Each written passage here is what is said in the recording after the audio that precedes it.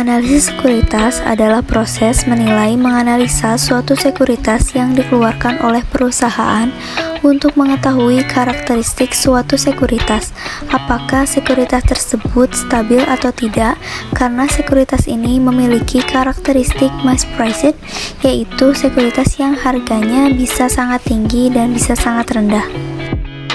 Kemudian, dalam memilih sekuritas yang baik, terdapat kriterianya yaitu sebagai berikut. Yang pertama ada resiko tingkat bunga, yang kedua ada resiko keuangan, yang ketiga ada resiko kemampuan daya beli, yang keempat ada resiko likuidasi, yang kelima ada pajak, dan yang keenam pengembalian atas sekuritas. Terdapat pula jenis-jenis sekuritas. Yang pertama ada sekuritas jangka panjang yang memiliki umur lebih dari 1 tahun siklus akuntansi dan dilakukan di pasar modal, misalnya seperti saham, obligasi, reksadana, dan produk turunan atau derivatif. Yang kedua ada sekuritas jangka pendek, yaitu sekuritas ini memiliki umur kurang dari 1 tahun siklus akuntansi dan dilakukan di pasar uang. Instrumen ini ditandai dengan jatuh tempo yang pendek, tingkat risiko yang rendah. Liquid sekuritas jangka pendek ini seperti surat berharga Indonesia, commercial paper, sertifikat deposito, call money, dan lain sebagainya. Selanjutnya ada analisis fundamental. Analisis fundamental adalah analisis sekuritas yang menggunakan data-data fundamental dan faktor-faktor eksternal yang berhubungan dengan perusahaan atau badan usaha tersebut. Data fundamental yang dimaksud adalah data keuangan, data pangsa pasar, siklus bisnis, dan sejenisnya.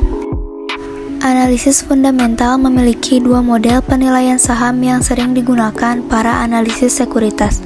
Yang pertama ada pendekatan present value, mencoba menaksir present value dengan menggunakan tingkat bunga tertentu, manfaat yang akan diterima oleh pemilik saham. Yang kedua ada pendekatan price earning ratio, menaksir nilai saham dengan mengalihkan laba per lembar saham dengan kelipatan tertentu. Selanjutnya ada analisis teknikal. Dalam analisis teknikal mengambil pendekatan yang sama sekali berbeda. Ia tidak peduli sedikit tentang nilai dari sebuah perusahaan atau komoditas. Analisis teknikal benar-benar hanya studi supply dan demand di pasar dalam upaya untuk menentukan arah atau tren akan berlanjut di masa depan. Dengan kata lain, analisis teknikal berupaya untuk memahami emosi di pasar dengan mempelajari pasar itu sendiri sebagai lawan komponennya. Ada 3 prinsip yang dapat digunakan sebagai patokan dalam memahami analisis teknikal, yaitu refleksi semua kejadian. Yang kedua ada tren dan selalu berulang.